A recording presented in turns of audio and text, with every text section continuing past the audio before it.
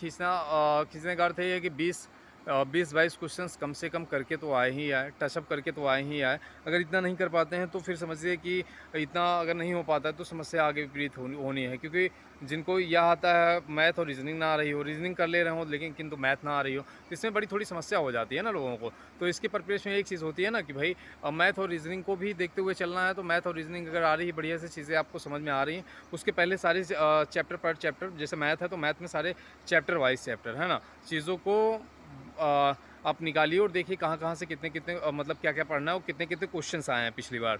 तो मैथ के आपको पता चल जाएँगे। आप सर्च तो कीजिए, सर्च करना पड़ता है ना? बहुत सारी चीज़ें हमारे दिमाग से में बनी नहीं रहती, मेमोरी जो है इधर-उधर हुआ हुआ रहता है। तो इतना चीज़ कहाँ है वो रख भी पाएगा तो उसको रिकॉल करना होता है ना बार-बार। तो करता रहे तो बराबर होता रहेगा, बट रिकॉल नहीं कर रहा है तो अलग सिस्टम वो रखा हुआ है माइंड के अंदर। तो वो माइंड का सेट जो है वो बना रहेगा हर टाइम के लिए, है ना?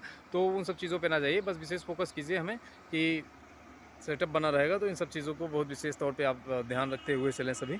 और जैसे कि मैथ है, मैथ और रीजनिंग में, तो मैथ और रीजनिंग में भाई प्रैक्टिस के बिना नहीं होना है ना? तो प्रैक्टिस इसको भी, कॉम्प्रिहेंशंस को भी विशेष ध्यान देते हुए चलें हिंदी माध्यम वाले, कि भाई कॉम्प्रिहेंशंस में कम से कम 15 से 20 क्वेश्चन यहाँ से उठाएं, और 10 क्वेश्चन रीजनिंग के होने चाहिए कम से कम।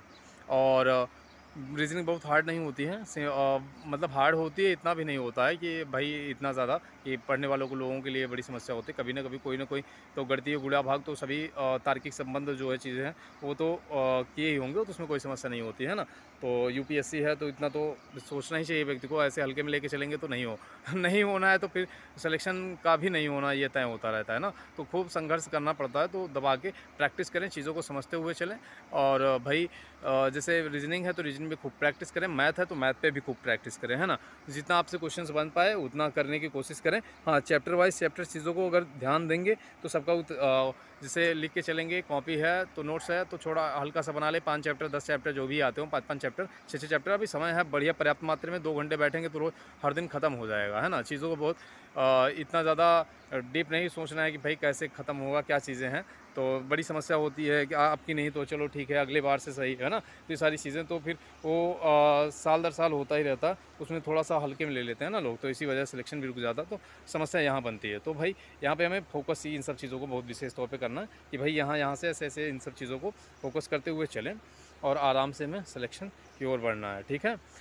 आगे क्रम में कल बात करते हैं, आज के लिए बस इतना ही। हाँ, धन्यवाद। जय हिंद, जय भारत।